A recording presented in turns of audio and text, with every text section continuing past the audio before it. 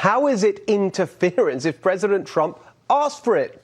Their central impeachment argument just doesn't make sense. In any case, I'll take them seriously on foreign interference when they denounce Hillary's dossier and stop taking money from foreign government lobbyists.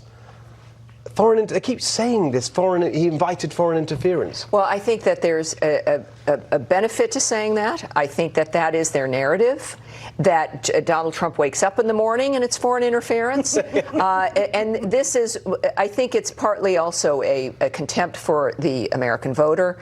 They think we're dumb. Mm-hmm. And if it's just kind of repeated, no matter what's going on, it reinforces this notion that the president's either a traitor or a spy. That's dumb.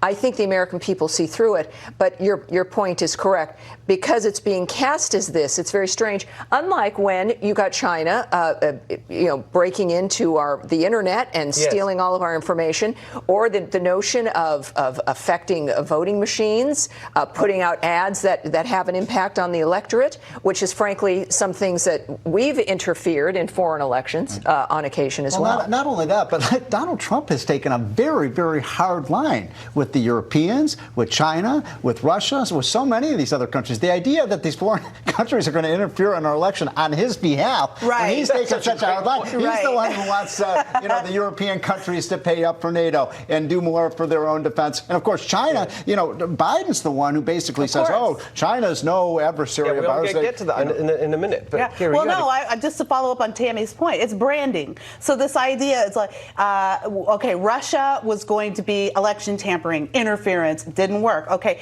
if we keep this word interference out there, we say it over and over long enough, people start to believe it. All they have is the branding. There's nothing behind. Think of how many promises, unkept promises we have heard in the last 3 years. This is the one thing that's going to take Trump down.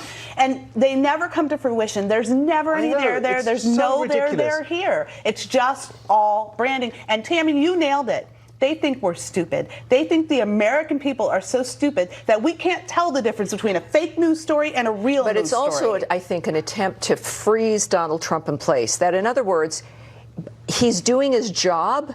And if you can cast the president, doing foreign relations, having conversations with foreign leaders, encouraging, if we think crime or some interference or some kind of corruption's occurred in another country, that there's a responsibility for us to root that out, which is linked to the actual interference from 2016. But they're casting. That's why he's asking Ukraine for information, because there was interference. But I think that there is a goal for him, for anything he does, because it's been generally successful, to cast it as evil or wrong or bad. And it's I don't think the American people are buying it, not with the nature of how we see them behaving lately.